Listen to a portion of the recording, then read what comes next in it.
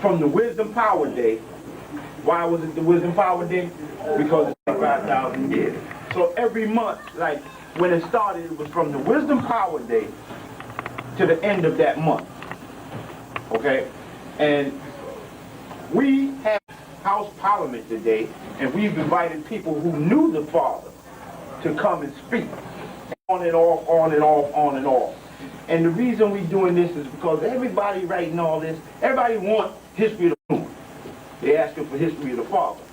But the only people I'm seeing writing history of the Father are people that never met him. I ain't seen nobody that met him write nothing about history of the Father. Included it. But they didn't write something entitled The History of the Father.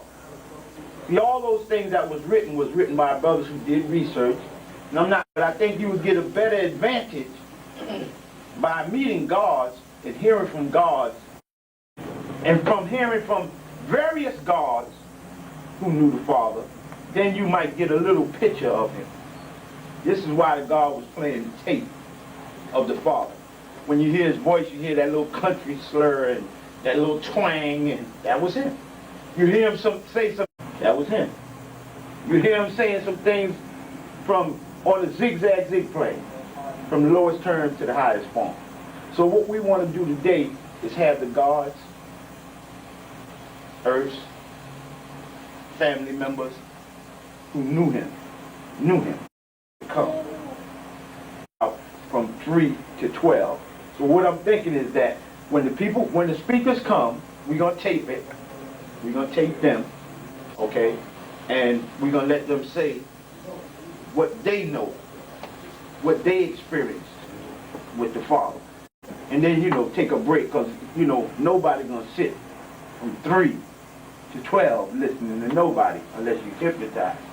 And it ain't that kind of party. So in between our speakers, you have time to take a break, to ask questions. See, a lot of gods got questions about the Father.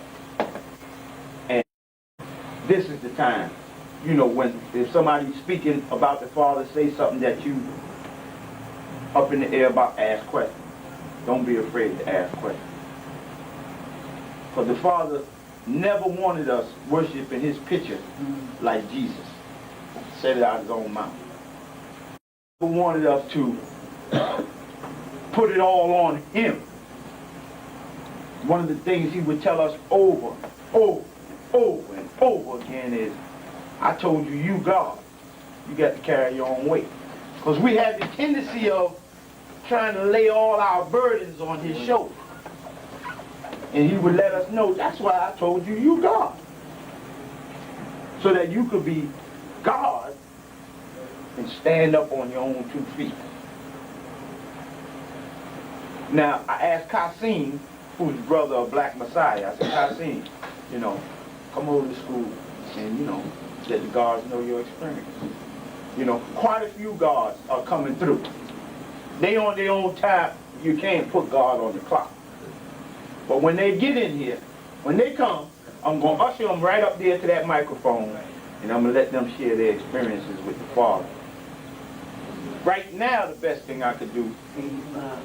That's 85. Yeah. You got some brothers who are like Willie, who was with the Father. Because the Father was universal.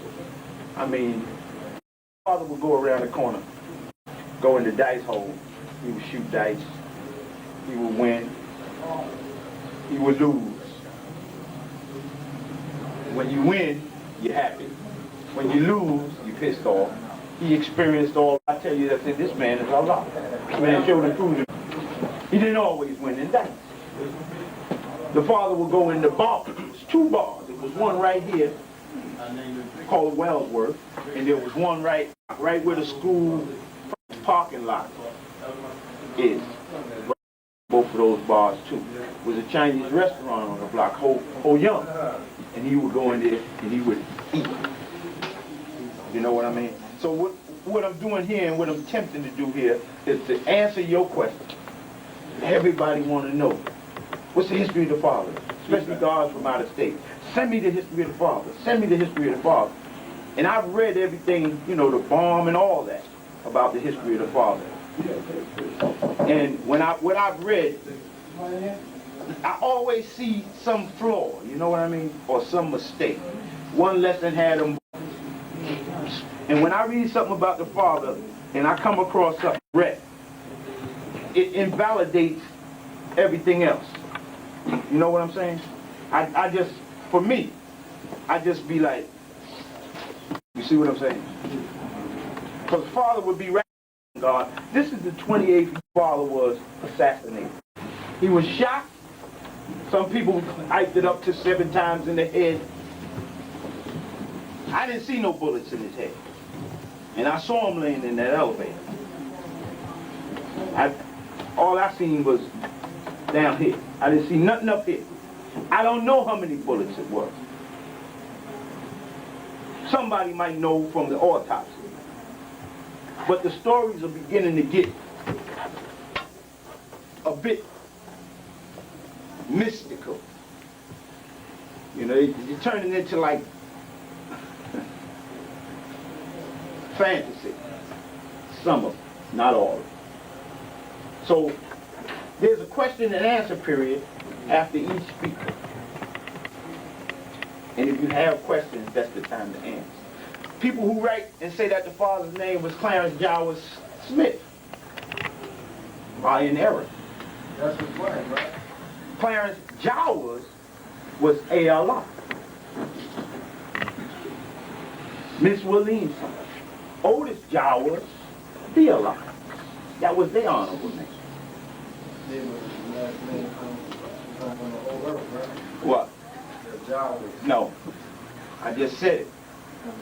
Miss. Well, I ain't put no light. See, when he got arrested, A.L.R. also had a record. Okay? A.L.R., if any of y'all go back this far, is the guy that used to be in the wheelchair. Okay? That was his son. That's his oldest son. His firstborn. Then B. Christine, I think they neck and neck. I don't know which one is which. You see? Or which one is older. And then Christine is the daughter who some of y'all been seeing at the Parliament lately. After Christine is Debbie, the one who died last year or the year before. How long ago was it? I got it in the paper. One who recently died, it was in the 5% of newspaper, a picture and all of that, okay? They was calling her Gil. I never knew that, but we called her Debbie. After her is C.L.R., who's Clarence Smith, Dora's son. He was at the last rally. Yeah. And after him is P.L.R., or Perry, who is down south, and who looked remarkably like B.L.R. It's like they came from the same Old and Old Day. After him is Allah, a young God who I ain't seen since he was, I think, last time I seen him was 72. When I went to Cleveland with a brother named Divine God. Because Allah had a young earth. Her name was Javasia. And Javasia was pregnant, and Javasia had a son in 1968. I believe in February. I can't tell you the exact date. And when the son was born, that was little Allah. That was the last one that I know of. When the father got hit on this day 28 years ago, shortly afterwards, a year or two, Javasia moved to Cleveland, Ohio. And one of the gods became her god. And the god who became her god name is Divine God. When they moved to Cleveland, Ohio, he came back to the city one time. He took me to Cleveland with him back in '73. I remember. Because he took me out there and he wasn't trying to help me get back here. And I was in college. And I had to go back to school. And I got back, but I was out there with them for 10 days. And I seen Allah, and I seen he had gave Javasia a son afterwards too, whose name is Divine God. Now, something happened with Allah's youngest son. I think his mother got busted and went to jail. I know Divine God was in jail and did a bid. I hear he's out in Chicago now. Last I heard, he was out of jail after he did about 10 years or more, and he's in Chicago. But Javasia got busted, so I think the city took the kids, and from what I hear from Knowledge God, who's Javasia, Mecca is Javasia's sister. And Knowledge God is her God in California, San Jose somewhere, is that Allah, they call him Aaron, the baby I'm talking about. And Divine God, they call him David. And that they feared that somebody might try to do something to them because of who his father was. Allah feared that. So what I'm hearing now is that I'm trying to get a picture of him, that's all. I got a picture when he was a little guy, you know, when I went to Cleveland and I took a couple of pictures of them. And that's 4 years ago, from 73. So the whole idea is, with the history of the Father, is the same way you see gods now, the total population of gods, you see God drinking, that don't make them less God. You see God smoking cigarettes, smoking joints, sniffing cocaine and all that other stuff. The Father used to be active in all of that. I got to tell you the truth. The Father didn't walk around with white robes on. You understand? In the black building. The Father did not walk around with halos and staffs and, you know, looking like Moses and all that shit. Excuse the French because I don't plan to curse. The Father looked like you and I. Like you see God's looking today, that's how he looked. He looked very much like his son looked today. Clarence. He looks very much like his daughter. I look at his daughter, and she said, "Why are you always staring at me?" And I say, "Because every time I look at you, I be seeing her." She look a lot like him. I mean, besides the female aspect, the face, it boggles my mind. When I sit back and look at her, I just be like, you know, tripping like. Because I'm a young man when that happened. I'm 18, 28 years ago. And I'm being educated, and I'm really close to him, because at the time, this was my home. This is where I had to live. It's the only place I had to live. So I didn't know then, but I was getting a whole lot. And what's important to me is that when I say we still here, I mean here. We in the same place. Now some people say, well, y'all should have this, and y'all should have that, and y'all should have more, and y'all should have this, that, and the other. I say ain't nothing in comparison to God. And if you just compare me by how much material, see, I look at how much this nation done grow, not how much property we got. Big cars and big homes, or which one of us got rich, because we wasn't taught that way. We wasn't taught to make ourselves rich, but we was taught, carry this message to the young that the black man is God. Carry this message to the young. Teach them to stop looking in the sky for gods. And this nation has done that, A+. They get an A+ for that. Okay? I'm hearing it on the radios, I'm hearing it, Erykah Badu, I'm hearing it. What's her name? Lauryn Hill from the Fugees, I'm hearing it. You know what I'm saying? So I know that somebody's out here making knowledge born. And this is the greatest asset. Now, we come to a time where we do need to build for all these people we done got. And we come to a time where we do need to come together and say, okay, now, we need something for our babies. And that's the idea of us sitting here on this gold mine. I don't care how it look to you. If you check out how much this square we sitting on, not just this building. If you check out how much this half a block we sitting on is worth, real estate wise, you be in the millions. And what you put here makes it even more in the millions. So what I'm saying to you, young gods and young earths, is the way the Father brought us together is through, he taught every god what they needed strength in. See what I'm saying? And I don't know, all I can say is a master educator. Now what you want to know about him, ask me. Because I want you to ask all them questions that you've been wondering about. Yes. Any questions?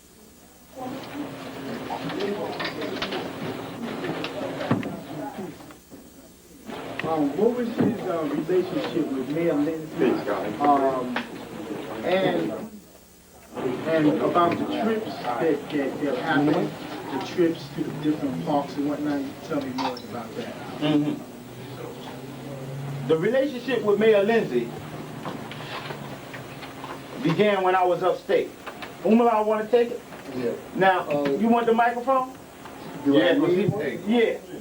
Do I need one? There go microphone. We want to tape all. Umala will take it from here. Let me go find some more brothers. The mic is back here. Oh, I ain't gonna Umala will take you from that era. I was in reform school. He the best know. And now you're doing it reform, you know? The mic is back there, though. Okay, but how do you... But you go ahead. Do it any way you want. Okay, I have a loud voice.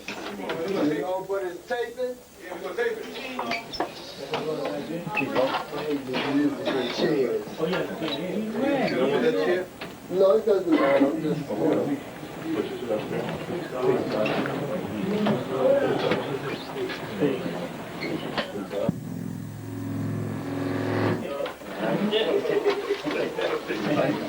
I'm gonna do knowledge to it.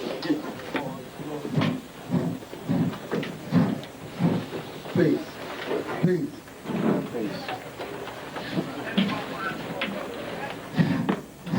Please.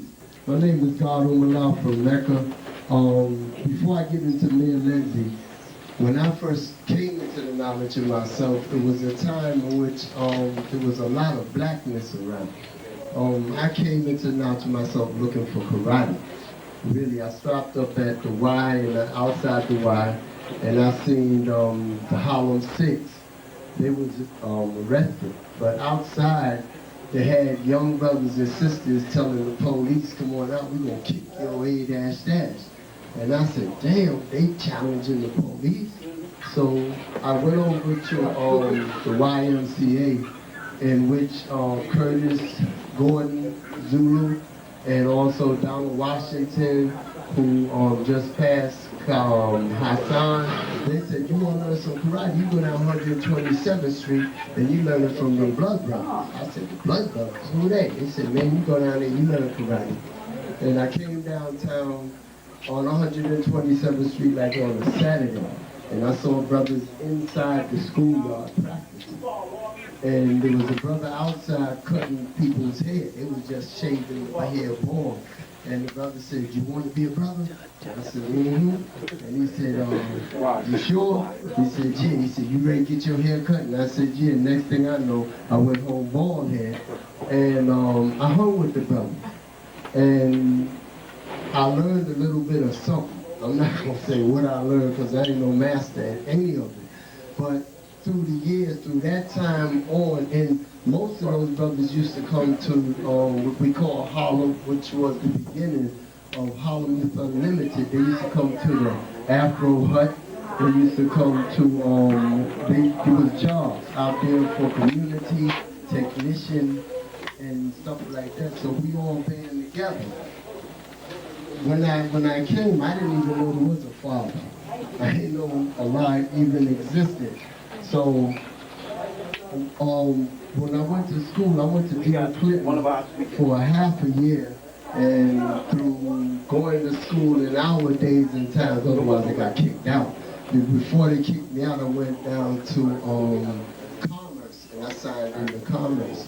So the next year I started in the Commerce, then that's when the lessons started coming into me.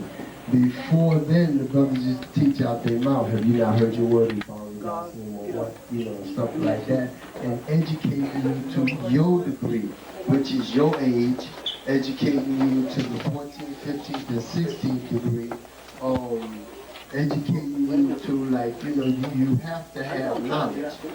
So coming past that up to when I met the father, we all went down to court. Everybody said, "You going to court today?" "Yeah, I'm going to court." So we all left. And we was called the Sons of Almighty God Allah. We started out letting the city call us Blood Brothers. but amongst us, we was calling ourselves the Son of Almighty God of Love. And through that, knowledge started to bloom. We and me and Lindsay, as a matter of fact, I met the father in 1966 on August 25th. My birthday was on August 31st, and I went to Mattawan, and I walked in there, peace. I walked in the room, and the father said, peace, son, and I walked in there. You know how people's mind is, you know, who this little man? You know, like that.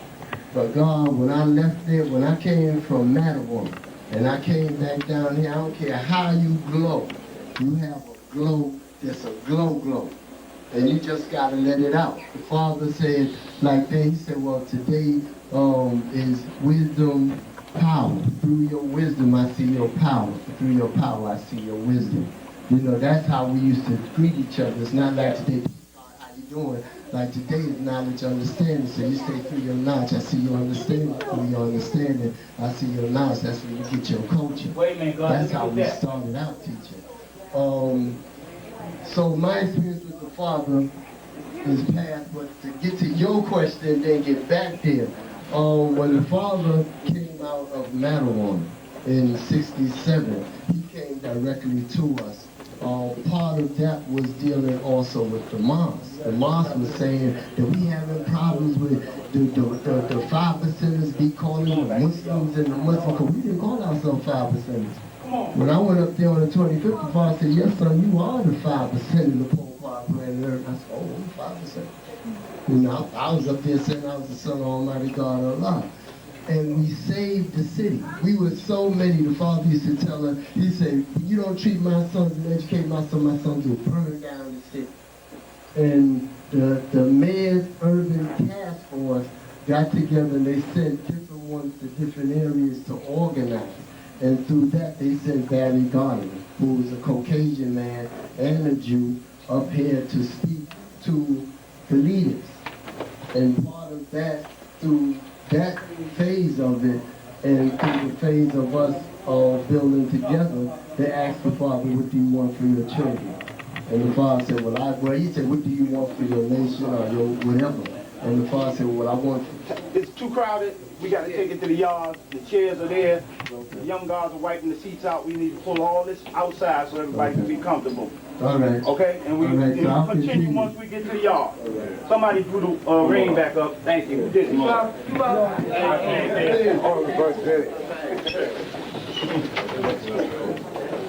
So much history. I gotta give me a big old hug.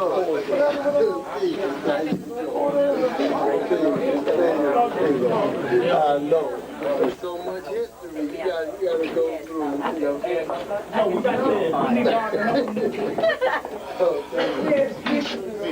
to help move that board.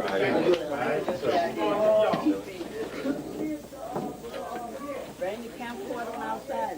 And Barry Gardner told him, he said, well, I'll go talk to the man and I'll come back and tell it to you.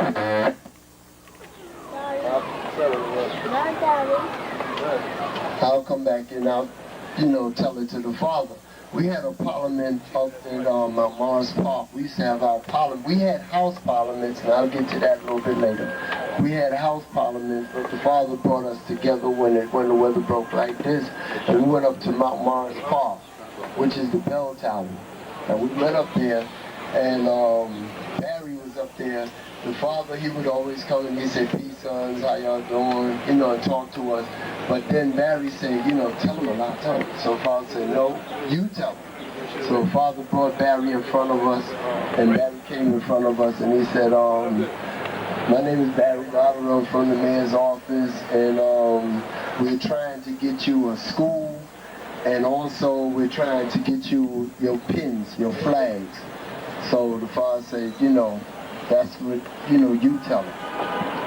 The next thing we knew is we had that 2122 was a barber shop, and it was turned over to us as a school. The Urban League came in and started to develop it as far as bringing teachers in, and we had what we call a street academy there. Through the process also with Mayor Lindsay used to send the task force to work with everybody. Now I'm talking about 67 going into 68. In 68, something happened. Martin Luther King was assassinated. And we used to, well, myself, Dumas, and quite a few brothers used to go up to City College, and we used to party up there every Thursday night. And this Thursday when we went up there, the school was closed. And they said, man, Martin Luther King passed and this and that. And the atmosphere with Martin Luther King at that time was, how a nigga gonna let niggas get killed like that? You know, dogs biting, and they talk about we shall overcome. And meanwhile in Mecca, we were saying we was gonna burn down the city. If the city didn't do right for us, we was gonna burn them down. Through the process of opening the school, through the Mayor Lindsay's office, we started getting trips to Bear Mountain. We had free access to the Apollo Theater. Every Saturday we would meet out here with our families. We would have the matinee show for a movie, and then from there we would go into the first show at the Apollo. So we got to see a lot of groups. As a matter of fact, the Jackson Fives was the first ones we seen at the Apollo. And when we heard the name Jermaine, we said, oh, that's another 5%, you know, because before that time, there wasn't too many people with names like ours. We went to school. I myself went to School of Transition to bring my reading level up. Then I went to Harlem Prep, and I went to college. To get in some more history about the father. The father himself was somebody real humble. I mean, on the avenue, when you came on the avenue, you didn't even know there was a father around. The atmosphere was that you had to get through his sons before you even see the father. Brothers come on the avenue, peace, I want to be a 5%. We say, peace, God, what's your name? You know, how you say it this way, how you say it that way? What's the day's mathematics? You know, how you see the day's degree, how you see this, how you see that. And father walked right by and said, peace, son, keep on walking. And the person who we were speaking to who didn't know the father would never get to know him because he had to go through us. And that's how it was everywhere. You know, even in the evening, we'd be on the avenue, we'd be teaching. And when I say we teaching, the father brought us back down to teaching the 120. In 66, we started getting the Law's World Manifest, the Law 360, Manifestation of the Mind, Facts of Wisdom. We used to teach all them explosive high plus lessons. You know, we didn't have how to make a bumblebee and General Muck. All those things wasn't existing at that time. But we had the best of lessons that suited us for our time. One of them, Law 360 and Law Manifestation, a Law World Manifestation was one of the degrees that we wholeheartedly that this was the way we were supposed to be. If you read the degrees, and if you have them, it says that after 3 generations, we wouldn't even have to open our mouths to talk to one another because our minds would be as one. We'd be communicating.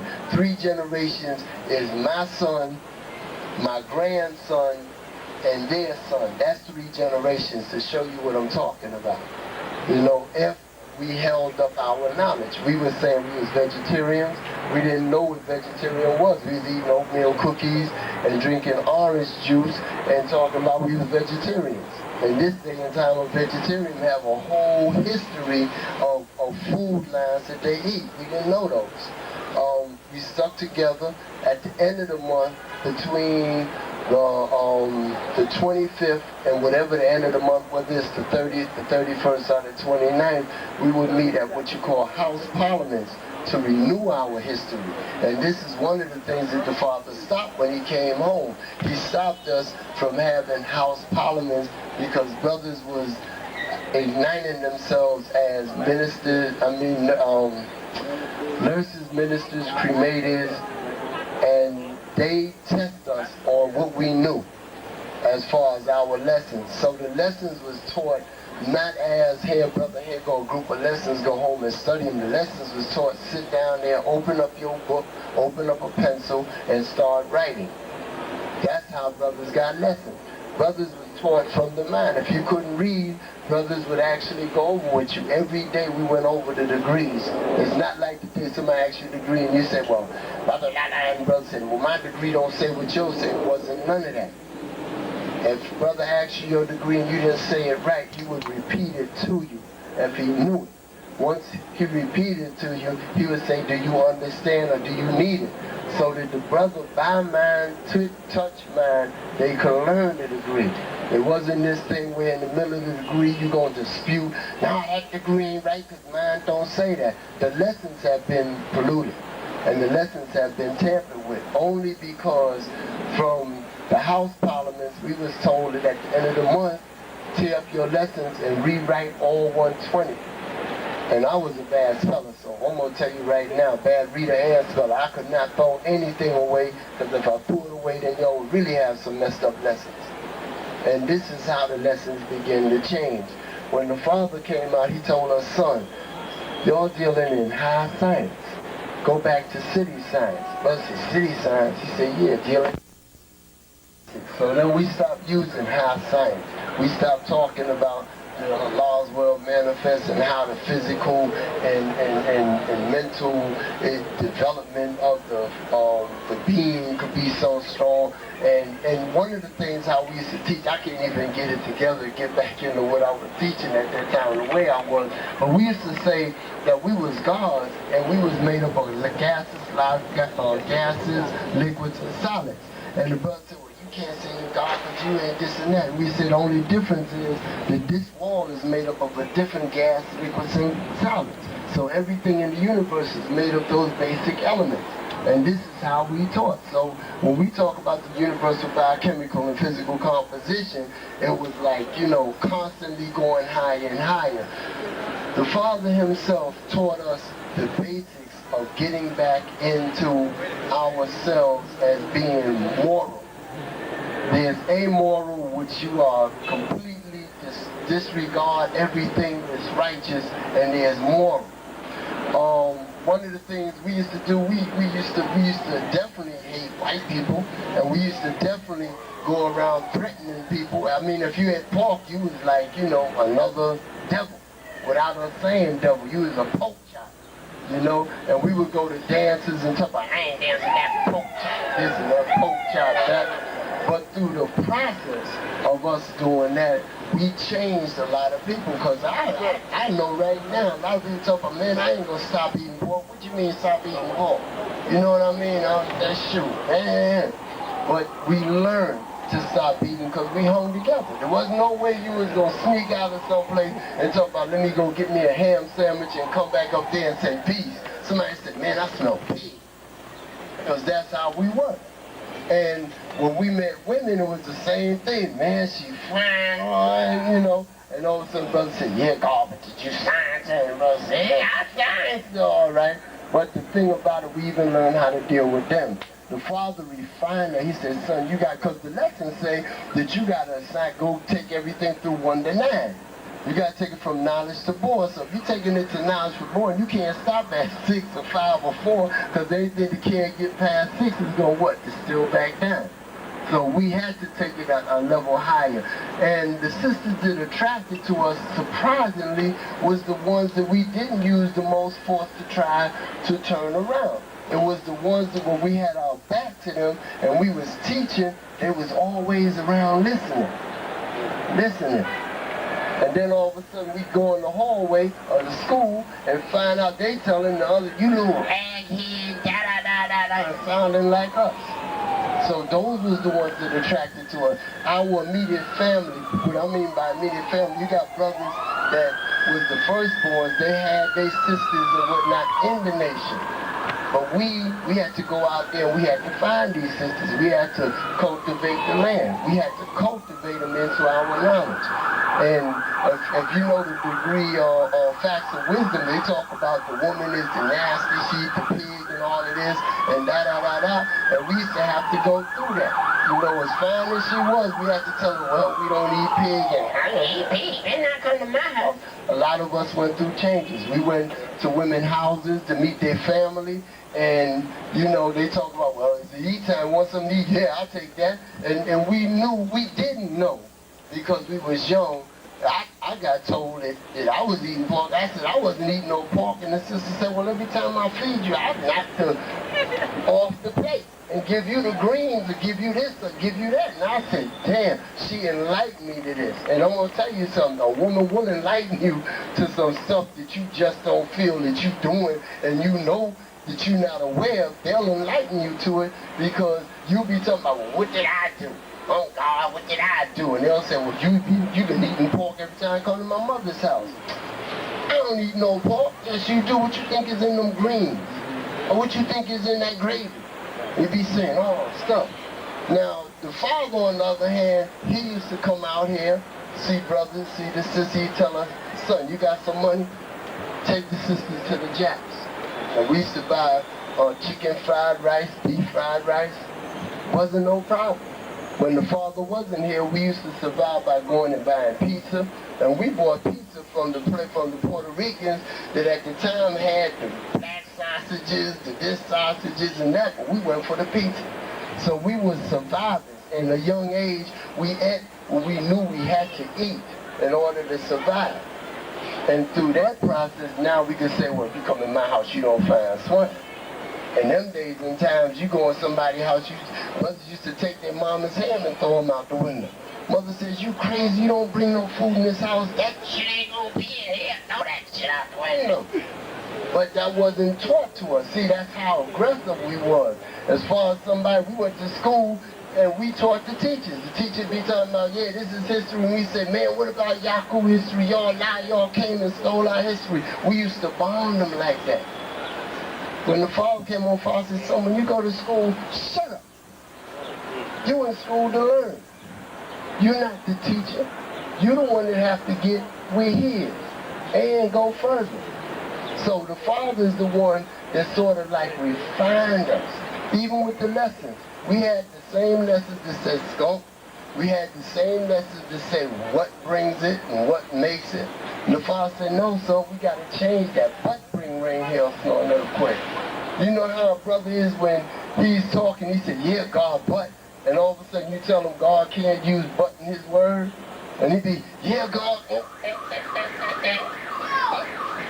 Because but is a lie. Most people, if you look at it, when somebody is talking to you and they put the but in it, and you really want to get something from them, the but is always the bridge, that's the lie. Yeah, God, I was going to do that, but. Did you study your lesson? Yeah, God, I was up there studying my lesson, but. So you couldn't use but.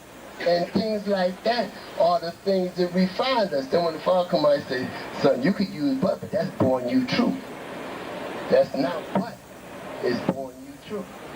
And we learned mathematics. Matter of fact, mathematics was our language. Kundalini. I just want to bring him the point. Kundalini got up at the parliament and said a degree in mathematics. Am I right, Kundalini? And everybody was saying, yeah, what degree that? What? I got what? And I got this and that. He said the whole degree using mathematics. The whole degree. And then after that, he said the degree the way it is, and everybody, oh yeah, God, I knew that, yeah. During that time, it was very hot.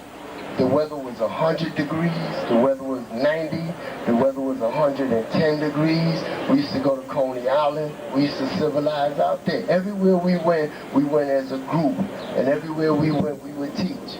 On the trains, when you see them young up there talking about, yeah, this and that, we was the same young people. But except we used to say, yeah, God, get the knowledge, boom, boom, boom. We'd be teaching on the train.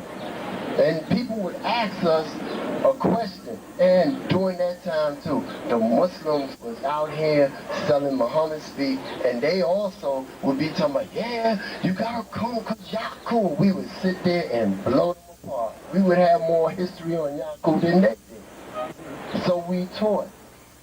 The father slowed us down, told us, son, we gotta be civilized. We got too much freedom. Freedom means that we ran everywhere. He said we gotta have refinement. We gotta have culture. That's what we don't have. We don't have culture. We got freedom. Run your mouth all day, tell people what they want to do, but you don't have culture. What's your culture? You got power, you're willing to bomb somebody and take a bat and bash them upside their head and talk about Allahu Akbar, but you don't have refinement. So what the father did is, when he came out from 67, 68, he said, we are now the sons of Almighty God Allah. We are the 5% nation. From 68 to 69, he said, next year, we changed our name too. My original name was Kareem. And the brother said, you can't take on Kareem, the first brother, the firstborn. So I said, well, how about Akbar? They said, you can't take on Kareem neither, Akbar, because Kareem is the firstborn, Akbar is the firstborn. So I said, well, my name is Kareem Akbar. They said, brother, you got to wait on you. And another thing, knowledge of law. At the time, Dahu, another brother could not teach a brother that was being taught by a student. So when they came to me, they said, yeah, you belong to him, gotta break your neck. But I'm gonna let Kareem do it. I'm gonna let Akbar do it. So it wasn't, I'm teaching you, then when I stop, this brother come and teach you, another brother come and teach you. It wasn't that type of a game. A student was a student to his teacher. To his teacher, not to all the teachers. You wouldn't get confused knowledge. And the father used to always say, I don't want to know what you know, I want to see what your seed know. So that means if I taught you, it ain't what you know, because the father know I can teach you, but what you gonna bring back to the knowledge yourself? How you gonna teach? And in them days, there was Mau Mau's, there was Mau Mau's, Panthers, there was black arts, there was all these different people with different culture that we didn't even know. And it wasn't a thing that we had to know that you was a Mau Mau, you was a Panther, you was this, or you was that. The father says, son, they all must know that they are the gods of the planet Earth. They all must know. It's not a thing that, oh, you a Panther, I ain't talking to you. Are you a this, I ain't talking to you. It wasn't that type of a ball game. We crossed those lines. We crossed the lines to the point that they wanted to know our knowledge and we wanted to know what they wanted, what they had, but when it came to it, nobody had nothing but us as young people. We taught to the extent that when old people came around us, we taught. The father said, son, don't ever teach an old person.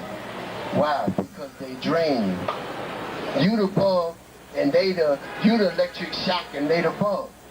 So they ask you all type of dumb questions and you be, wow, God, and he manifests us to be the sons of Almighty God Allah, and you be bombing them, and they say, well, why do you go that way? And then you come with this way, and then he say, why do you do that? And then you teach that way. But the thing he taught us was, you carry an older man to an older brother. He said, you bring them to us. And we had older brothers. We had Rajab, we had Ozzy came to the father one day and said, no, he said, I just want to do something for your son. He said, I got this young brother, he's been with me, and the things that he's saying out his mouth, you know, like we used to tell everybody that our parents were, the father used to say, he said, your parents was Mason, Eastern Star, they was Elks, they had the knowledge of themselves, but they never gave it to you. And they got it. So when you go home and you see your father and you tell him, I'm the son of Almighty God Allah, they looking at you like, well, son, you know, you ought to go to church on Sunday. But the reality is they go to the temple and they get the 33rd degree. They already know they gods, but they don't try to teach us.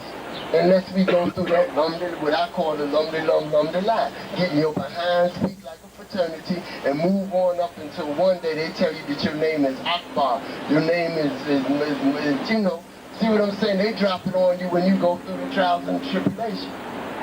Another thing with us that didn't happen is that in the mosque, it would take you 3 years if you was a very good student to learn the lesson. 3 years, because they would give you a strip of this, then a strip of that, and you go home and you say, yeah, why isn't that was the best part of planet Earth? And then you go back, they give you another strip, and that's how you compile your book. With us, we got it within 3 to 4 months. If you hung out with brothers, you would learn. Now another thing, I was an older brother in them days. It seemed funny because the brothers that was 12, 11, 12, 13, they seemed like they had the most power. They had all the knowledge in the world. You go among them, you 18, 17, they say, yeah, you got some money? Yeah, I got some money. And at that time, we used to do herb, and we used to drink wine. Matter of fact, they used to say Shadow Martin Blackberry. They ain't none of this 40s and all of that. But we used to go to the house and get all nice. I got turned on to John Coltrane going to the brother house. I'm in the house and the music real low. God said, yeah, they knowledge understanding. Yeah, I see through my knowledge, I see understanding, and start building. All of a sudden he turned around, look at me and say, yeah, Kareem, yeah, what's your degree? Oh, I'm 16, what's the 16th degree? Da-da-da, you don't know it? Go in the kitchen, get the knife. But it wasn't, never get hurt. But that threat, man, I ain't staying here, I ain't gonna do that, y'all ain't gonna hurt me, y'all better let me out this place and all that. You would never get hurt. But when you left, and when you found that fear was going out of you, you learned your lessons. And you became a powerhouse. And you remember how you learned the lessons. I mean, younger brothers, it was like, if you was older, and you met like God Supreme, and you met Daoud, and you met Naheem, all them young brothers, when they came up on you, they would be rolling. We had what we call the Mecca walk. You would see them walking a mile away. All you see is this, arms flashing back. And that was a fighting stand too, because somebody come at you, what? You got your block. What you follow, what is you? You see what I'm saying? So all of this brought about a nation without fear. I had a fight one time, and I came to the father with a black eye. I said, yeah, Lord, I had a fight. He said, son, did you fight? I said, yeah, Lord, boy. He said, boom. He said, did you fight? I said, yeah, Lord, boy. Boom. Did you fight? I said, yes, Allah fought. He said, oh, master, come on, let's go. Get you a soda. See what I'm saying? It wasn't an excuse. In this day and time, you got a lot of brothers that when you ask them a question, oh, yeah, they give excuses. It was not. If you ask a question, answer it direct. If a brother came in here with one bean pot, and it was 8 brothers, everybody had a piece. It wasn't that, let me go outside the door and get this bean pot down before I hit this door, let me eat my meal. You wanted to share, because the knowledge that each of us would share with each other was more than what we had. See, you might understand the degree one way, another way, but when we all brought it out together, when we started talking and building on the degree, well, how you see this and how you see that, that's why brothers ask you, how do you see this degree? But the thing about it, they never tell you how they see it first. Yo, God, how do you see the knowledge now? And you be up there talking about, well, the way I see it, man, I ain't understand. What is your understanding?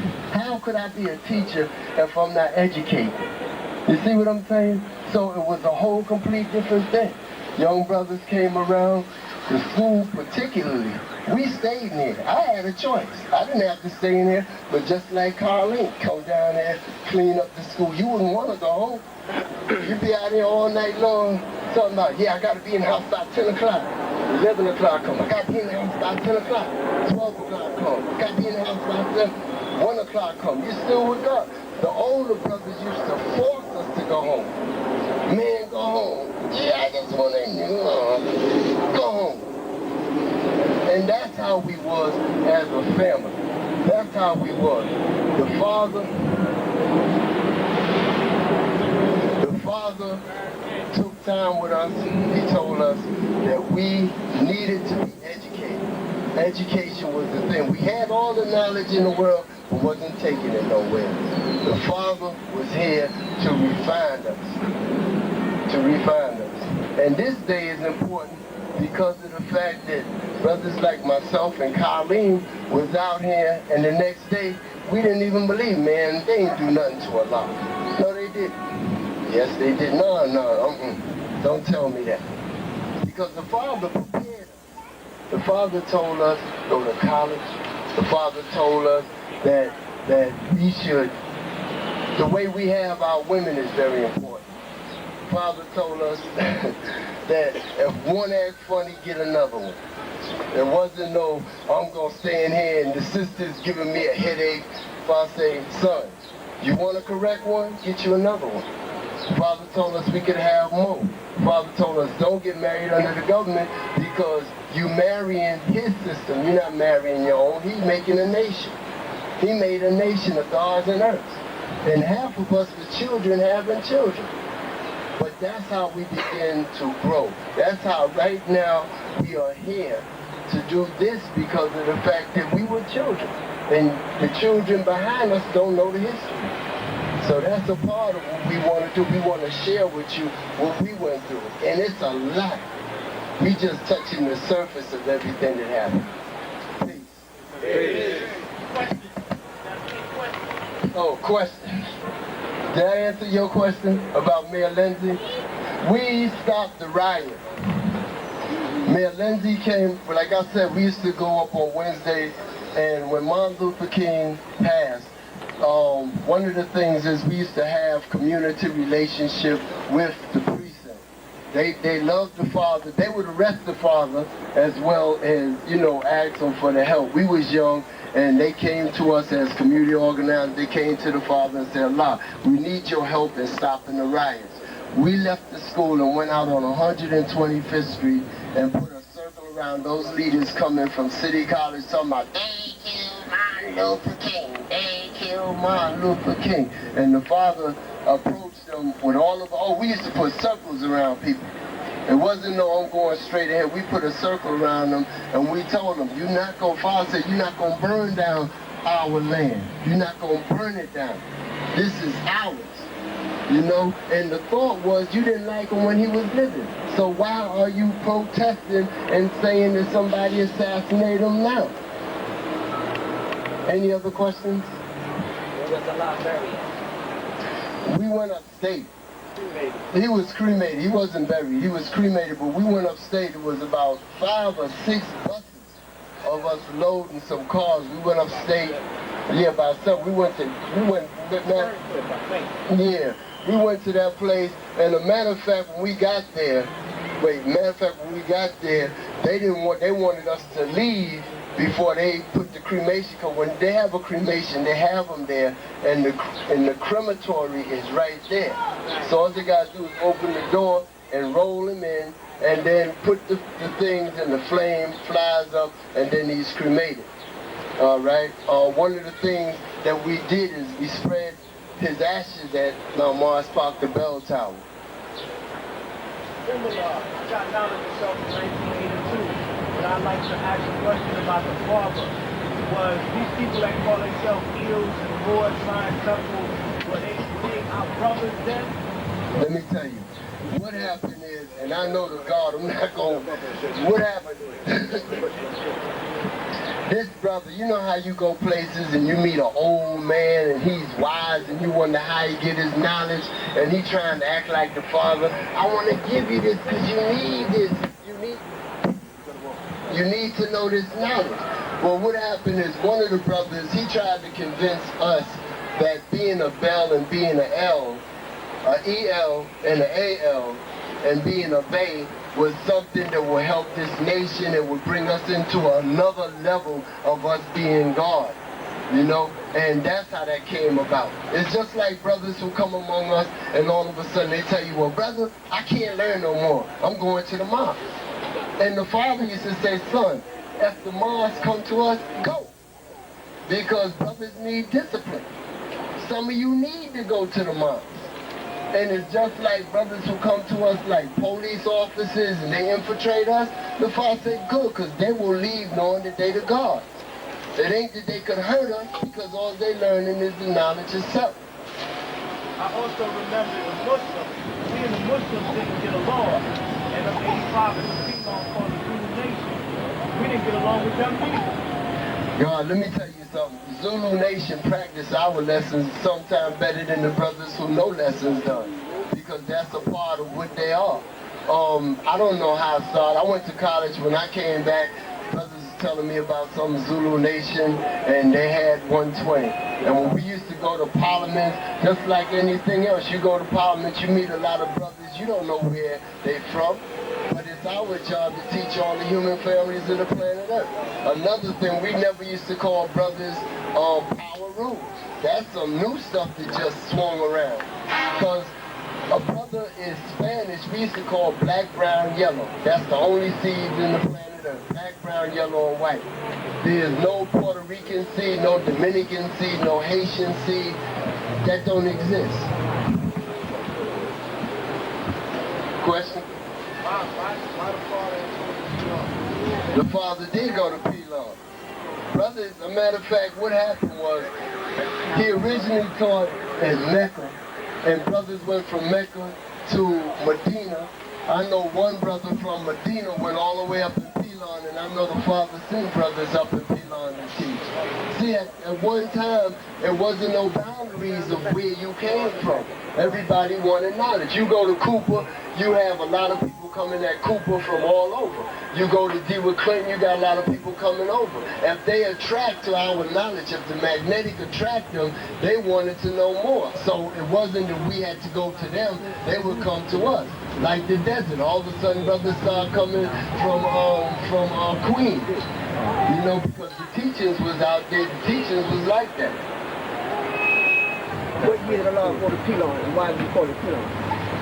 God, what happened was, I really don't know how it started, but I know that one day, one day the question was, what year did the father go to Pilon, and why was it called Pilon?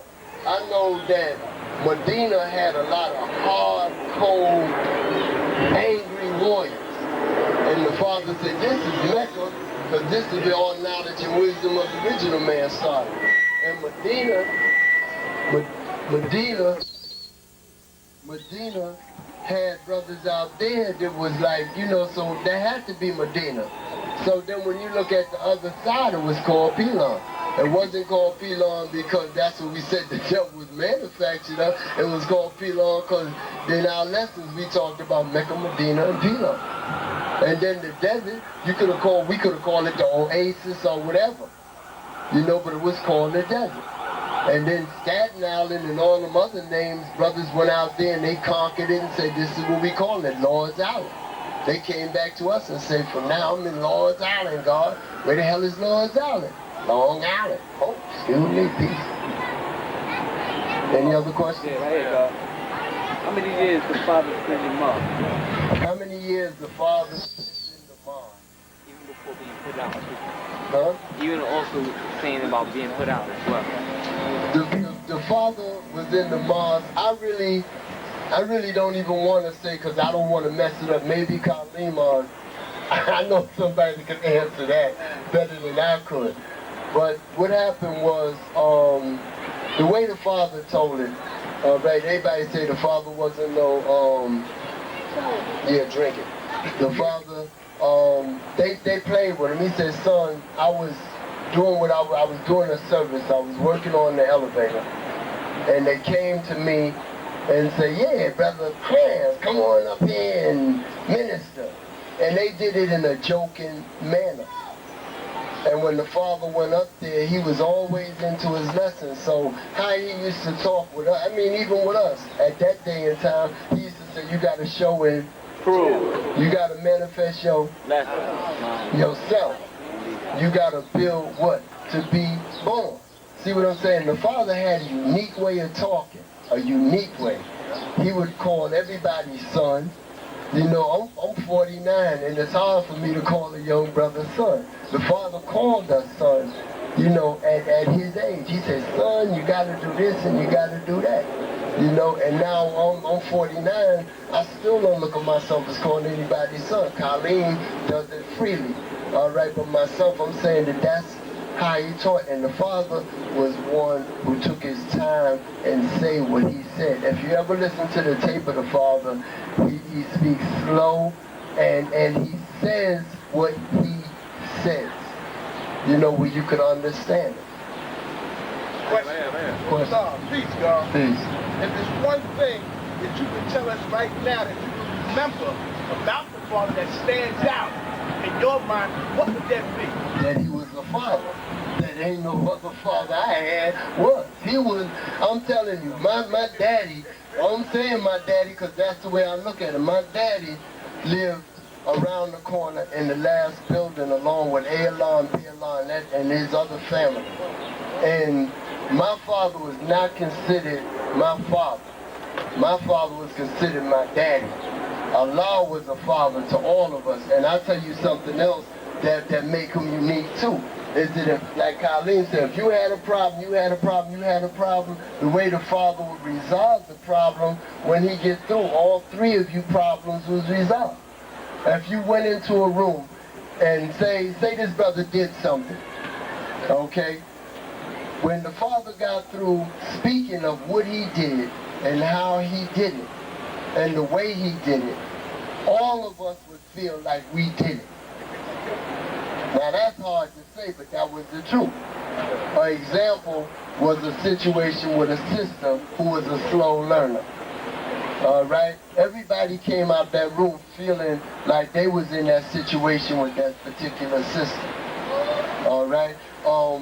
When you go into, like I said, when I went into Matterhorn and I saw the father, the first thing I say is, who's this little man? To myself. Because that's how your mind runs. Your mind says things to you that your mouth don't.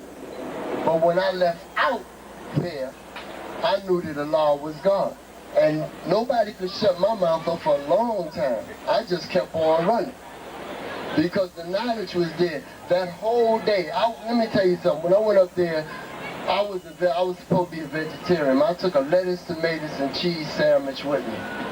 The father said, I don't know about y'all something, but I'm going to have me some chicken. And he told us that chicken make you swift.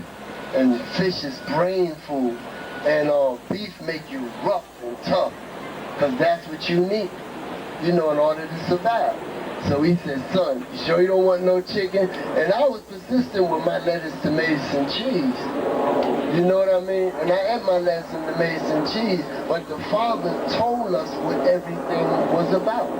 See what I'm saying? It wasn't that I left there, I was saying, well, I'm going to have me a piece of chicken. My whole thing was that I gained knowledge by saying, no, I'm going to have my lettuce, tomatoes, and cheese. And then he said that if you're a vegetarian and you get shot, your body is just like a leaf. The bullet tears through it and tears everything out. If you eat beef, when you tear, you got some type of like a pull, right? Some type of substance, your cells are stronger. So you're able to withstand that. And the father told us that all of us would get a bullet, whether it's a mental bullet or a physical bullet. That's how he taught us. So everybody was looking for, this is my bullet? Is this my bullet? And when the father wasn't here, we used to talk about the mother's ship. We getting righteous so that when the 144 be taken on the ship, we would be those ones. We would outshine the Muslim. Father said, son, the mother's ship is the mother hip. See what I'm saying? That's how he taught us. He brought us back down that this is a reality. All of this, what we do, is a reality. What's up there is down here. Sun, moon, and stars, sun, moon, and stars. He said, but we can't deal with that. A matter of fact, like brother said, well, what did he think about, like, another God? He said, son, let me tell you, with all the suffering that the black man has suffered down here, if I do die and go to heaven, and there's a God up there, my question to him is why he left us out. If you read the Bible, every nation have had somebody righteous come to them, uplift them out of their burden. Not the black man in America. Until the Father came. Elijah didn't even do a good job. See what I'm saying? But Allah did, because all of us are here to bear witness to it. So that's the difference. Any other questions? Why would some of the Muslims taught that the father was a hypocrite? Let me tell you something. Repeat his question. He asked, why does the Muslim teach that the father was a hypocrite in his teaching, like a lot of other people do? If you believe in something, and a belief could easily be changed. If you believe in something, sometimes you become a fanatic with it. You know what a fanatic is? If I talk about Colleen, if you talk about Colleen, I'm going to hurt you. I'm going to beat you up because Colleen don't do no wrong.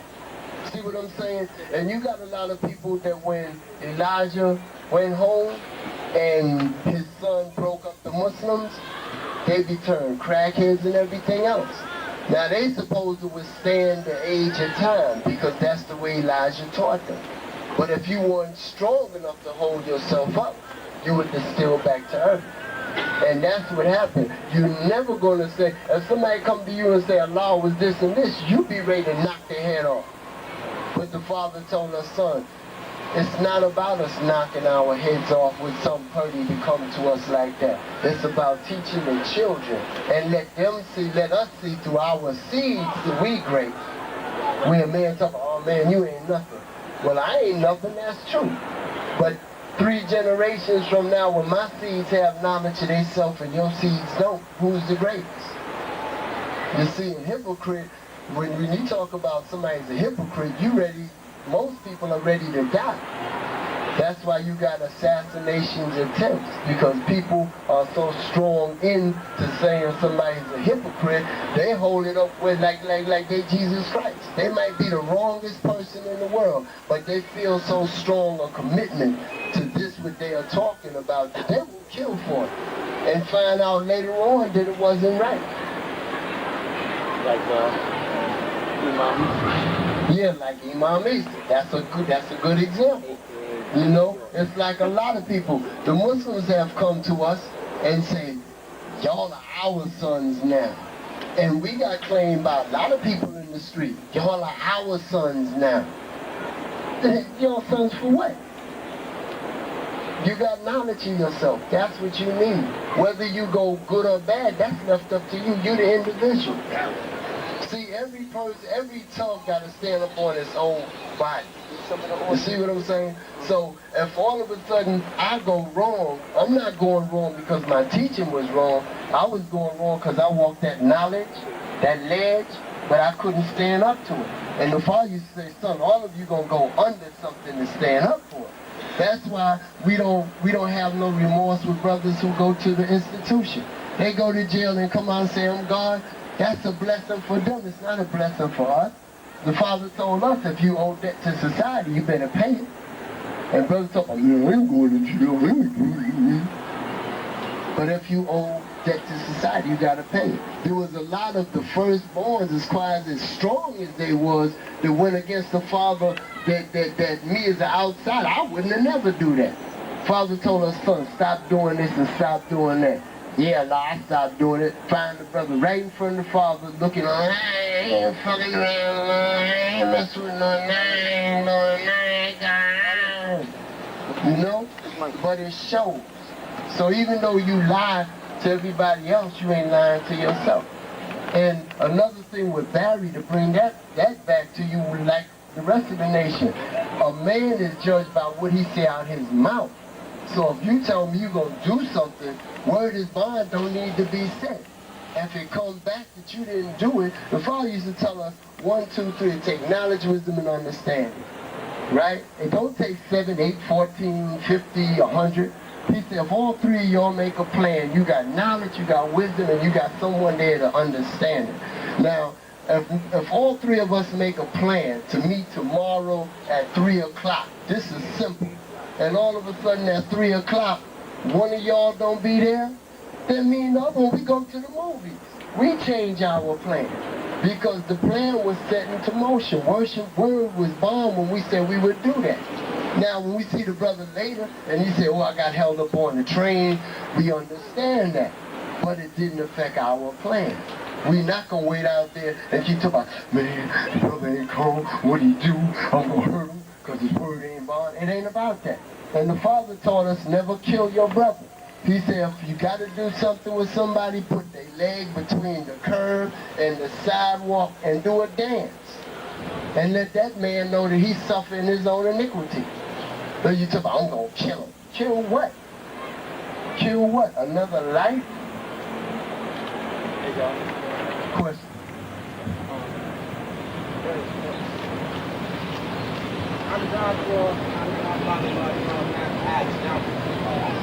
God, I couldn't tell you how it started. I came into it and the brother just taught me the knowledge, wisdom, and understanding, the mathematics like that. That's how he taught it. Okay, at this time I'm going to say peace, God. Peace. But before I do that, mathematics and alphabet are our language. That's the only thing that the Father said he ever gave us. He said the lessons came from the mosque.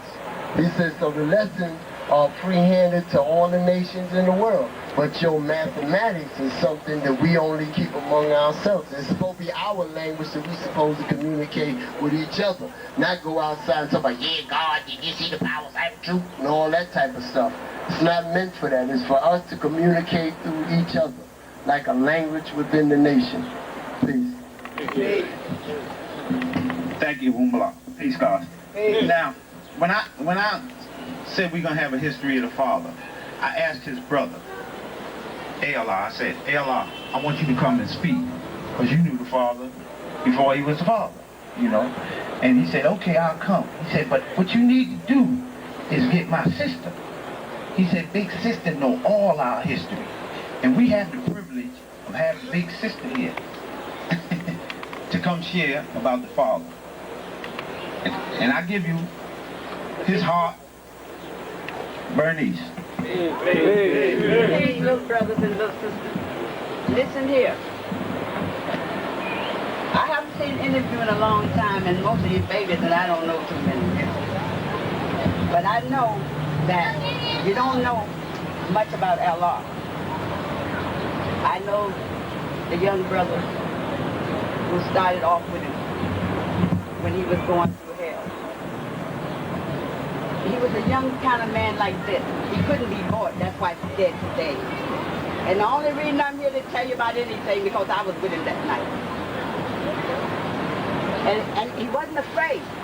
He had more courage than I did. I had to go 28 years and get close to God to get what I have to talk about my brother today. Because when my brother was killed, he wouldn't go in anything if I didn't go in there. I would follow him any place. But you know something I didn't follow him in? When he became a Muslim. I went there because I'm a black woman. I was raised up an all black baby. When I came out in the white world, that was confusing for me because I've learned from the black. I learned who I am. I know who I am. But if they killed my brother, what do you think they would do to me? It's not easy to give up your life. But he could do it. Now I want to tell you about my brother because the things that's written about him, most of what y'all wrote is the truth as you know it. This was not a bad man gone good. This was always a good man. You never heard anything wrong about this man. Where is it? Can you find it? But when he was killed that morning, Barry wrote his bit, early many arrests, prostitution, all of this. It killed my mother. And what he did to the rest of us. We're listening to the radio. Everybody had a pencil and paper. We wanted to know. Hey, where are you? Something else you don't know. When my brother was killed that morning, I was supposed to be with him. He would let me go home with him, but I got in the taxi to follow him. Got to 121st Street, 7th Avenue. Hey, take me to Cypress Avenue. When I got home, he was already dead. My mother's on the phone. Where you been? Take it easy, Mama, I will report. You was with him? Yes, Mama. Well, he's downtown. Then I never 6 bullets in me, had 7. I've never seen nobody dead unless he's in the coffin already. But when I got down there that morning about something to 5, there was one little wagon out there with one little police officer. A little wire wagon, you know, with the green and white.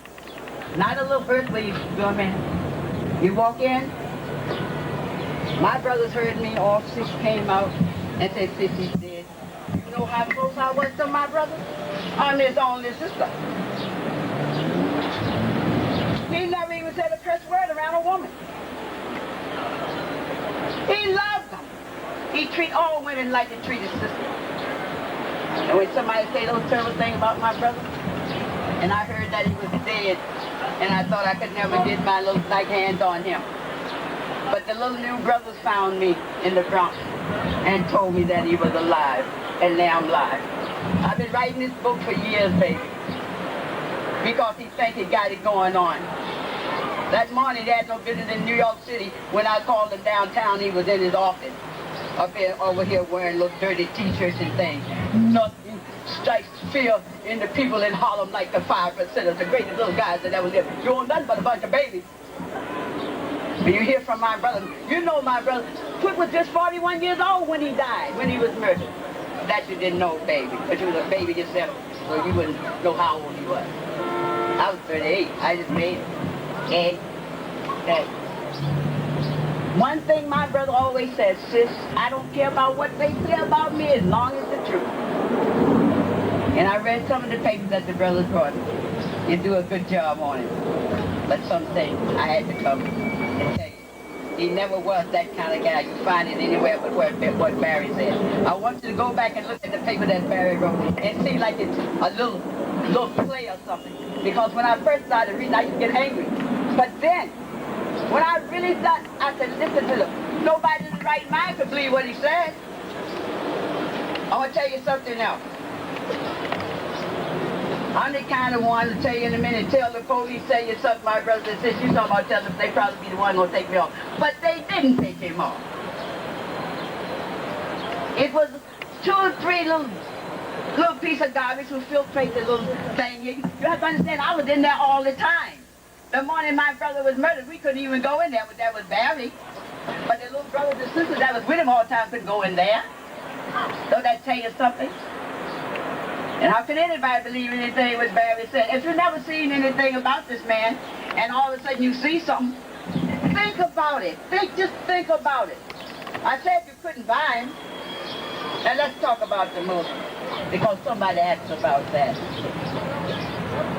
In the 60s, at the Armory, I think it was in 64 or something like that, my husband drove to take me and my little children to the Armory up there. We had heard about a little scuffle early that morning. I didn't know it was my brother. When I got there, I just thought I'd see him, but I had everybody coming. But he didn't come. Cassius K came in this place. They wouldn't even let him in that morning. There was a scuffle. They didn't hurt my brother, but they tried to hurt his little father. And some of you know this. And then somebody asked about why he wasn't there. The boy only knows the truth. When Mr. Mohammed said that he was supposed to speak that day, he wouldn't go around telling everybody in the family, telling all his little followers that he's going to speak if he wasn't. But he always loved Mr. Mohammed. And you have to understand he had a family. And he was told by some of the bad guys in the movement that if he worked for anybody white, that they would kill him. Hey, he said, sis, I got a family. I'm not thinking about it. I know it would.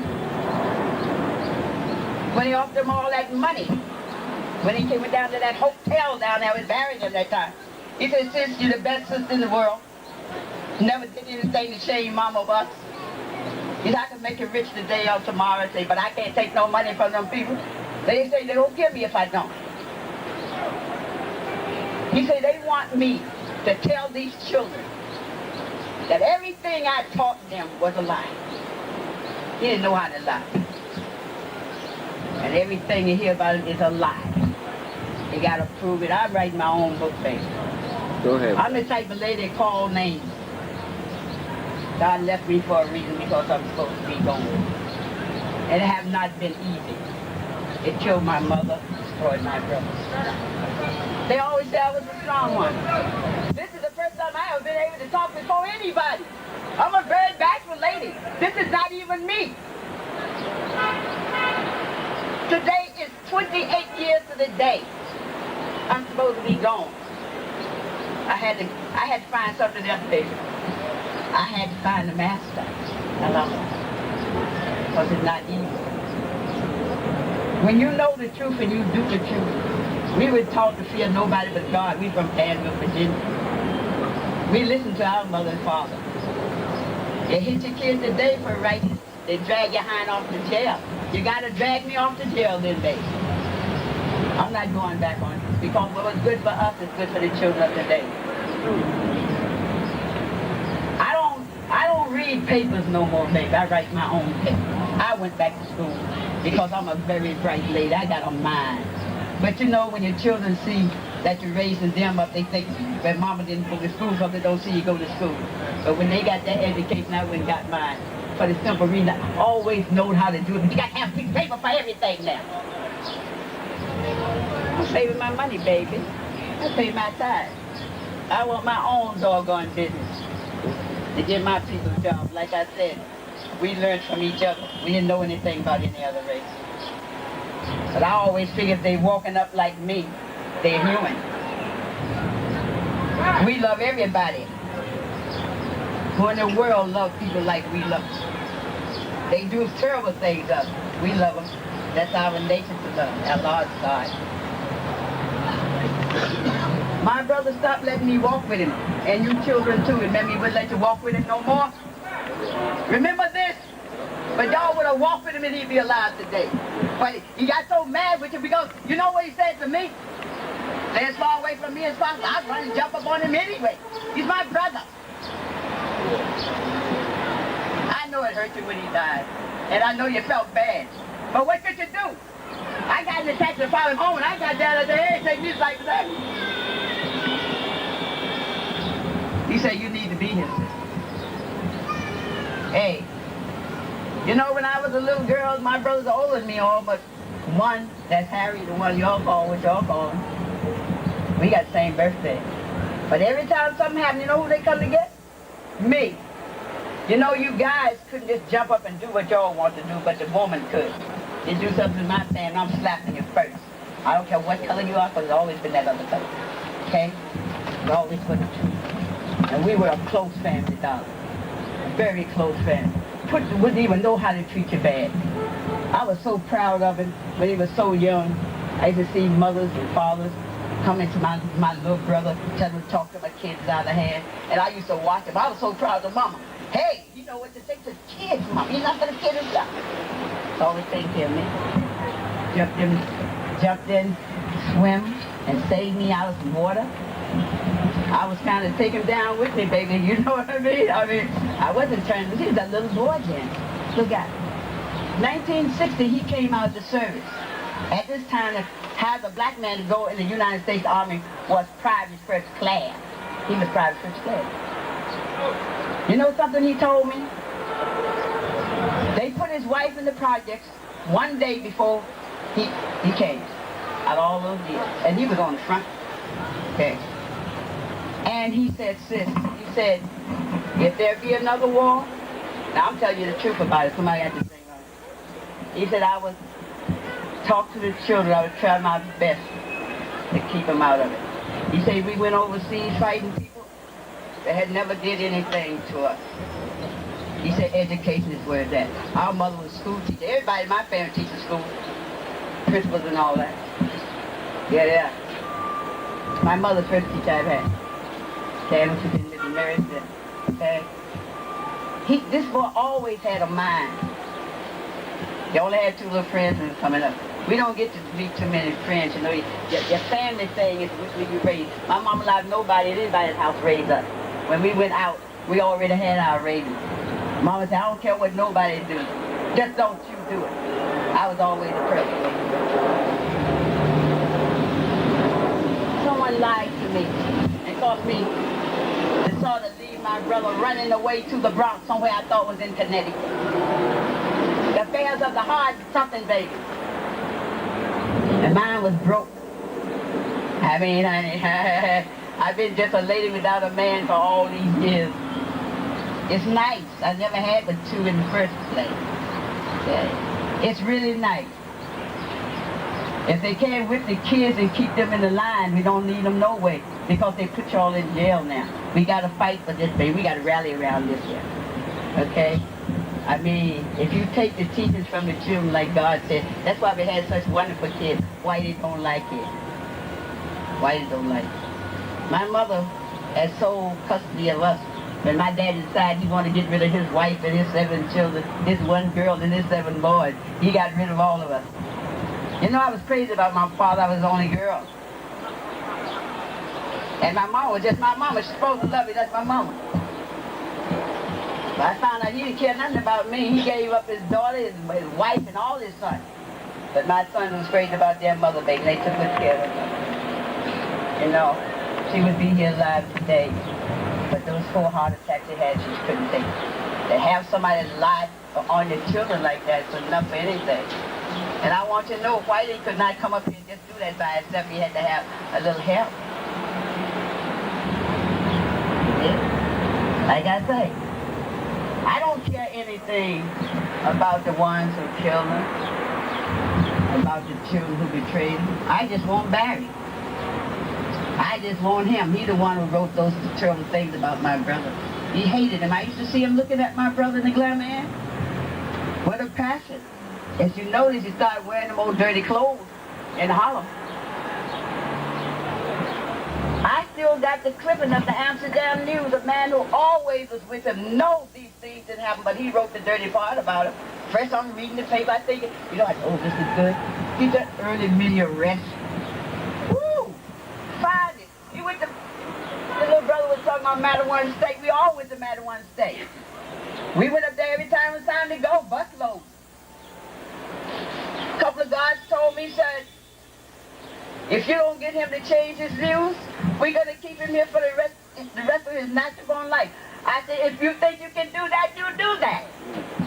About a couple of months later, I get a letter, they had returned him to the tombs. You know, but he was there a while. There he was. He was up there teaching the kids. You know, they wanted him out of there. They couldn't kill him there because everybody was going there. Everybody. You know, sometimes I sit home and I think, and I didn't know this, the wonderful job y'all was doing down here. I really didn't. I'm over in the Bronx, grieving because Barry was dead and I couldn't do nothing. And I slacked up on my book and everything. And then, one of the little brothers said, when he comes, he's gonna come for me. And you better do that too. I'm not gonna do nothing drastic to him. I want to make the fool out of him that he is. You don't mess with Mrs. Smith's little son. Took away my brother's brother and my brother. He had a wife and children. Did he care? No, he didn't care. Well, you know, in a way, I don't fault him. Because he's the devil. I don't fault him for the simple reason. Everybody that ever heard him listen to him. He couldn't be the man. Y'all wouldn't love him like this if he had been the man that they said he was. You see what they did? They got everybody's name in the book. Yeah, man, he never did nothing to nobody to wipe this out. But y'all keep things going, you know. I keep up with you. I don't come out very much. Because I had to do my own thing. And like I said, I had to go all the way with the master. I've been through something. I met somebody there. Can't tell me anything. Fear is something that we were not allowed to have. Not at all. And now I even have something, to me, even greater than that. I got the whole government against me and the white police officer where I live. I did something unheard of. I got them out of retirement and put them on trial and won and sued. From then on, they try to do my children in. They can't do anything to me, but they're to my kids. But that's going to be all right, too. Because I'm never going to be a bad woman, baby. I've always stood up for what I want. That's why my brother always had me walking away.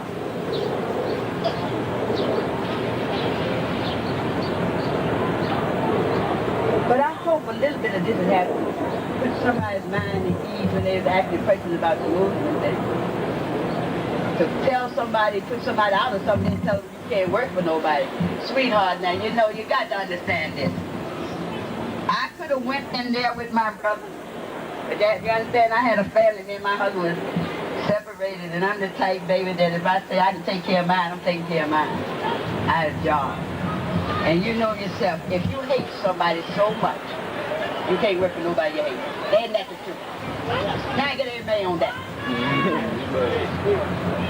So, since we didn't have no job to give them, don't come telling me to hate nobody. The Lord said, you know, that certain things you have to keep to yourself.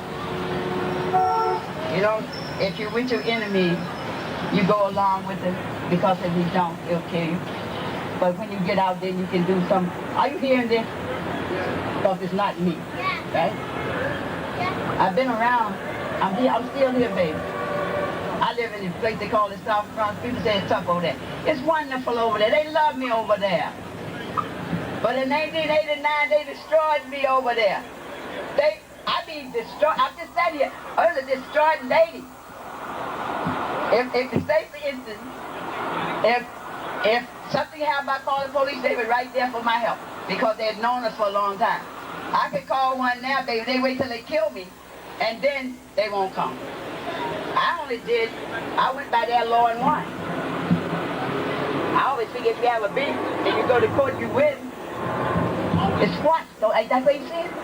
Not with me. They did everything for me. They even killed my son.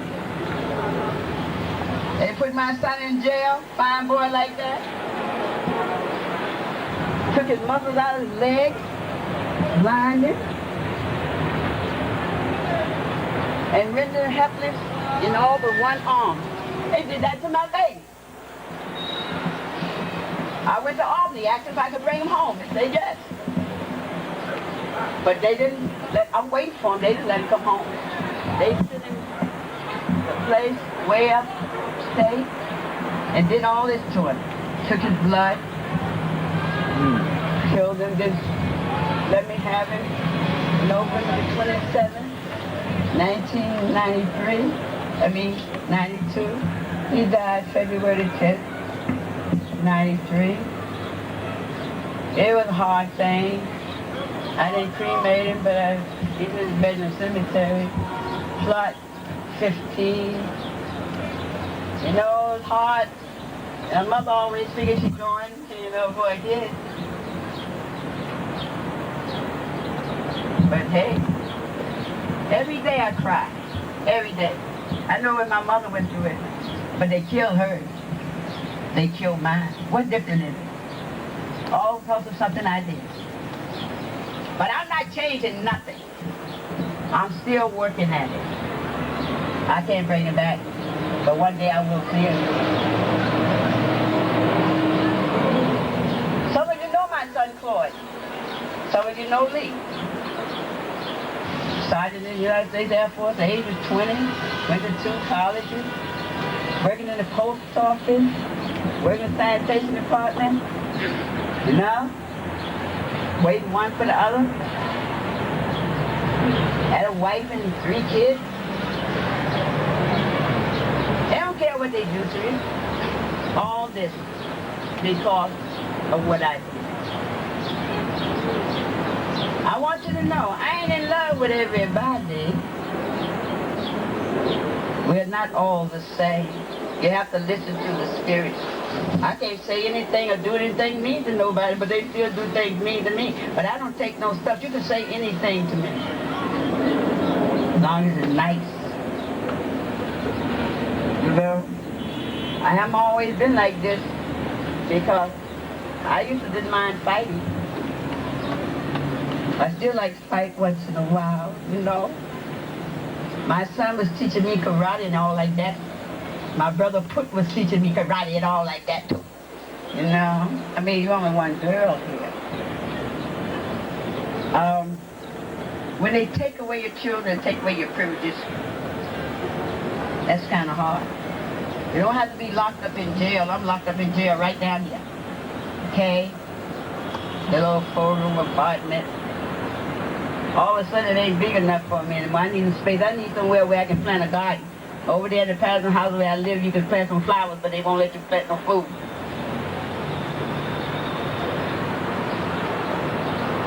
So we have to buy our food from everybody, right? I'm making me a garden in my living room like I used to have. They told me that I couldn't do that before. But I'm going to do it this time. I know a little more now than I know before. Such as my rent is paid up. Once in a while, I have to say something to make it last because that's my thing, but inside, I'm hurting. I hadn't seen my sister-in-law Dora in 28 years until I went to Brooklyn with me, was it A few months ago? Yeah. See how long that was? And I thought she'd be here today so I could see her. I wasn't going to say anything. I was writing a little speech for my brother, you know. But that little sweet fellow over there and that little sweet fellow right here, they said that since I know about them, they know how bashful I am. And I don't like to brag, and I don't like to say what I do. You know? But my brother was like poor sorry too, you know. He'll be all over you. No, such a good guy. I don't like it when people tell lies on my brother. I'm going to have trouble when my book come out. But like I said, I know somebody. I'm more afraid of God than I am anything that I can see.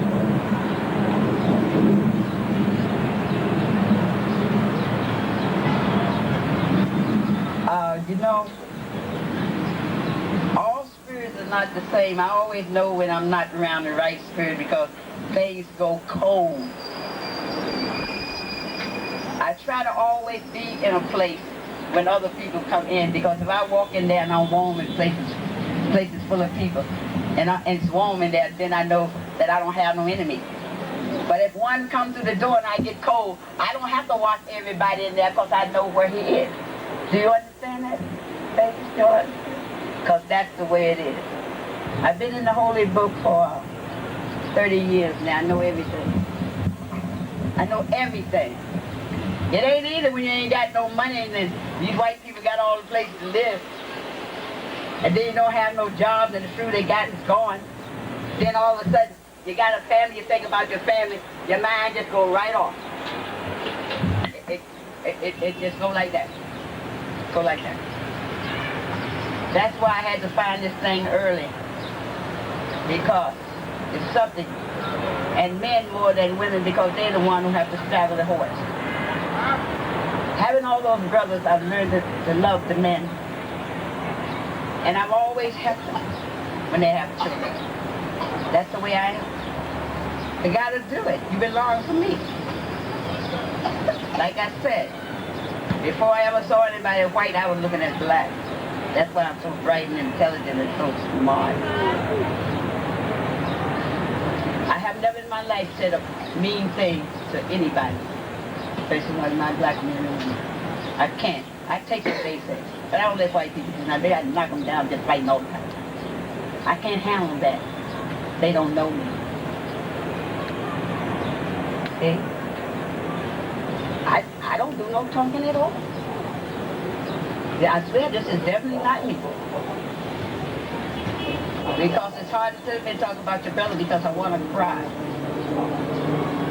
But the only thing kept me going that night was that big smile he had on his face as if to say, come on and do what you have to do. It wasn't good for my family, but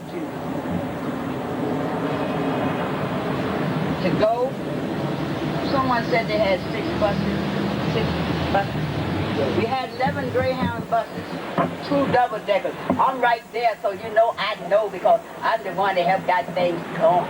And all blue cars. I said to Barry, I don't want no black cars, just the one that they make flower. I knew where to find him that night, didn't I? He should have been home with his white wife. Oh, he was down here in Manhattan. Counting the little change that he was going to give the guys who killed my brother. My brother, my mother's son. Mine. He had no rights. I'm going to do him in. His ugly thing. I'm going to do him in. I had something else planned for him, but it's not working. I wrote a little piece in the paper. I don't know if y'all ever saw it right after that when he said his wife left him. I said, yeah, I guess so, because you know that you was a murderer. Because at the time he left his wife, he got himself another woman with a little baby or something, a dog. He tried to tell a lie to my brother. All your children belong to my brother. Said so. He won't nothing but a kid himself. He was more like my father than he was my brother, because he act like my daddy. But he just wouldn't gave me up like my daddy gave up. But we made our mother proud. I bet you that. I bet you that. I never did this much to hurt my mom, all my brothers. I love them. I love them to death. I wouldn't say one thing back to my brother. If my brother tell me something, and I know they'll never tell you nothing wrong, I do it. Because I would have to question something that was wrong. And like I said, I couldn't go in the movement with him, and he asked me why. But that didn't stop him. When they stopped him from going in, they lied. He was supposed to speak. He got his place, broke in his place. Now, how you gonna say a boy did something bad when they put him out? I ain't never wanted him in it in the first place. And one thing about him, if I didn't go in there with him, we never use this word, I told you so. You be heard enough, right? And a lot, nobody say that about Miss Mohammed, because Miss Mohammed was more like my father. You know, my dad didn't take no stuff. Like I said, we lived in Virginia. No cracker town. Okay? But them crackers was all right with us. Them crackers didn't bother us, we didn't buy them crackers. It's like, when you go to the store to buy something, they were invisible, right? I don't never remember saying, thank you. I remember when I went to the store to buy something, giving them the money. Maybe put the money down on the cap. That's all I remember. And I'm a lady who remember everything. So I must not say thank you, huh? I mean, hey.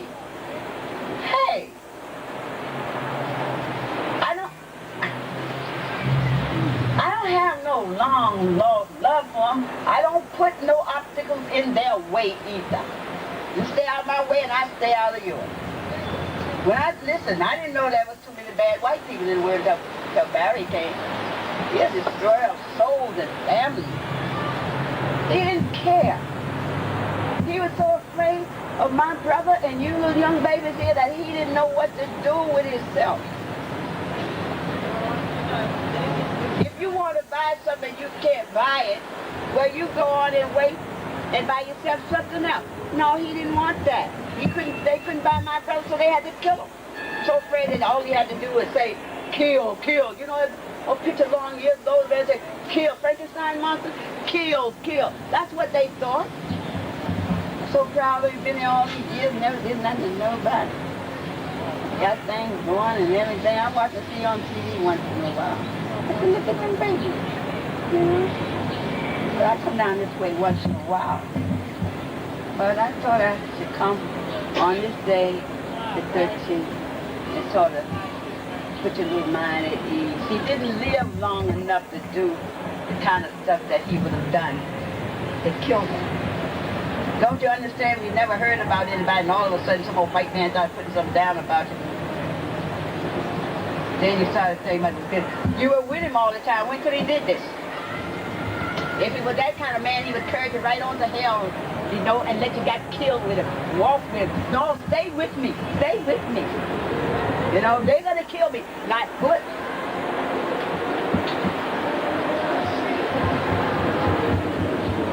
Like I said, they have enemies. Somehow right now they figure they took your leader that you're not a threat to them. It's just that God been raising up some more leaders. Simple as that. I won't quite do it like my brother, because I'm not quite that's like that. Okay? I learned a lot in 30 years. A whole lot. A lot. But I never forgot the men to respect them at all times. They're my life. I know a lot. I can teach a lot. Like I said, I'm like my brother in a lot of ways. Education is where it's at. Where it's at. Always will be. My little granddaughter's 3 years old. I got to read them the largest spelling words. You understand? Everybody knows what CAC. I'll come back to that later. I teach her how to live. How she won't be sucking. Because there ain't too many mothers teaching these kids anything. The only thing I hear them saying, well, I got to get me a job and take care. Your job is taking care of these children. Like you say, We don't have a father. They do have a father. The father's there, just an instrument to give it to the job is hers. And then you get a little too tough, then we tell daddy on it. You understand that? You don't jump all over, we tell daddy on it. All my mama could handle anything. She slapped me one time. I was 21 years old. Couldn't do it, got married. The thing that bothered me when she slapped me, I was 21 years old, married and had kids, and Doris saw it. I went to work today and the boss said, because I was crying, I want you to know this thing. Subway was 5 cents. The boss gave me $5 and told me to catch a taxi. I took the subway, kept the $4.95 for myself. I mean, baby, I'm like, 5 cents subway. See? And I said something, looked at my mother. I didn't say nothing to my mother, so you can talk back to your mom. And I just walked in and rolled my eyes at her and went up to the room. I didn't have to say nothing. This is, so help me God. I tremble when I say this. I was so angry with my mother that 12 o'clock in the day, I go up in my room. It's 12 o'clock. I'm looking out on 7th Avenue because that's where I live, 2274 up here. And I was looking in the corner so mad with it, I didn't know what to do. I took a double and there's something come out the corner, a lady, looked just like my mother with a black dress on. You know the lady, the Mexican lady that got that little thing up there that they wear? Now this is the gospel truth, baby. I've been scared ever since. I wouldn't dare to even think to say anything to my mother, because I didn't say nothing to her then. But this lady heard something. You know, I'm trying to scream so my mother could run up the floor, but I couldn't. But I could feel the water. She came and stood right in front of me, and she said, you have to understand, I didn't say nothing to my mother. She said, if I hear you say anything like that to your mother again, I'm coming for you. Didn't have to worry about that no more, sweetheart. But I could hear my mother running up the floor then, and she just went right back from where she came. My mother knew something. I said, Mama, I didn't even talk back to you. You know, I never did. She said, something scared to the depth of you. Yeah. That got my attention, sweetheart. I'm a hard believer. You know, like these people say, I'm from Missouri, you got to show me? I'm not from Missouri, but I like to see things, you know what I mean? Because, you know, you said, God said, try all the spirit. And I want you to know, my mother loved me. She really did. She said I was the best daughter in the whole wide world. Even though she used to put all the weight on me. When my brothers got married, I figured their wife should take some of the weight. But every time something happened, they come to me. They have to understand, I got a husband and children too. I said, Mama, don't you love me? She said, of course I love you, the one with the sense. That didn't help none at the time, baby, because they were still, when she passed, they were still calling me and they had wives. But I told my mother, God forbid, Ma, if anything happened to you, because I'm not going to take this no more. And she died. And sure enough, they came to me for everything, Harry too, for everything. They didn't want their wife to have to do nothing. You know what they throw on their sister? But they got to go to work. What do you think I was doing? Playing games? And then when you stop doing this, they act like you don't cut their heart out or something. But I was tired. And I'm still tired. Okay, I know you're tired of listening to me now. But it's just wonderful talking to you. And I'm writing my book. And one day, I'm going to give you the book. I don't want no money for the books. You understand? I just want the truth out. It's a lot. It's a lot about Barry. And I live at 308 East 145th Street. Y'all can come to see me if you want to come to see me. Okay? Okay? Everybody? Okay, all right. And I love you. And thanks for having me. Okay?